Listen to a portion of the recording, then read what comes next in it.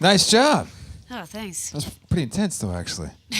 Jeez Louise. So you took sabbatical here last year. Where's home? Where did you leave? Well, I'd been living in New York, to which I returned. Okay.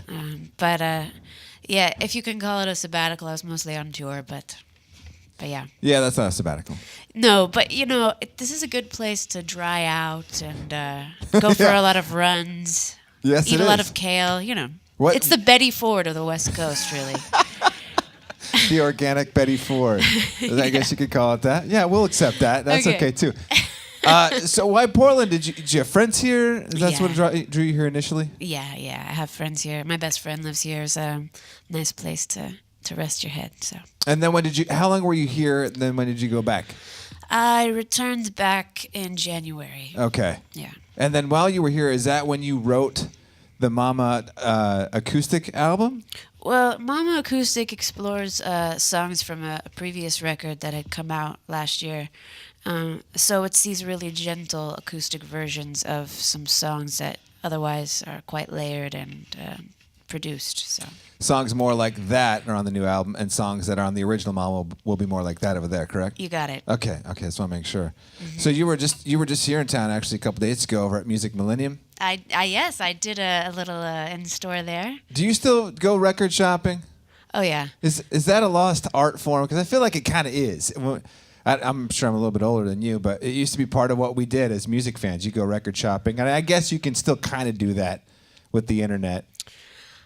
Well, the internet to me is a really impersonal way to go record shopping. I do it on occasion, but I don't think the art form is lost. There's a renaissance of vinyl happening now. Very true. Yes. So you can get a lot of great reissues of incredible work that might have been hard to find in the past.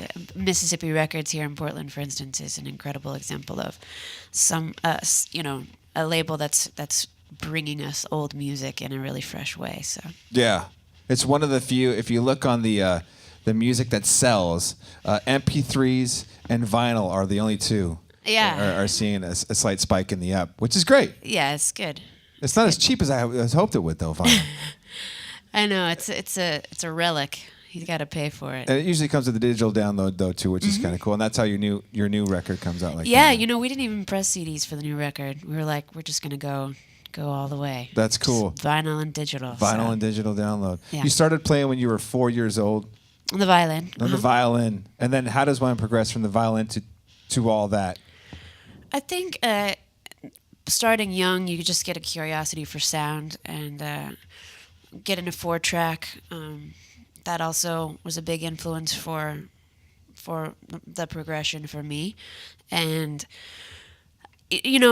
the violin is the language I speak, but everything else is just I'm getting by. I'm getting sounds across. I'm getting ideas across. Right. It's a good foundation though. Yeah. Yeah.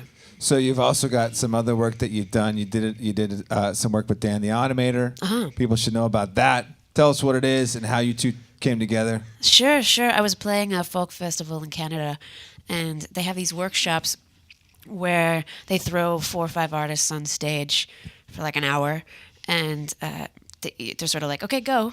And yeah, we're recording and go. Yeah, and there's 1,000 people watching, so enjoy. It's great. It sounds awful. It does sound awful. It sounds awful, but then through it you get to really experience something as an audience member and as a performer that you never would.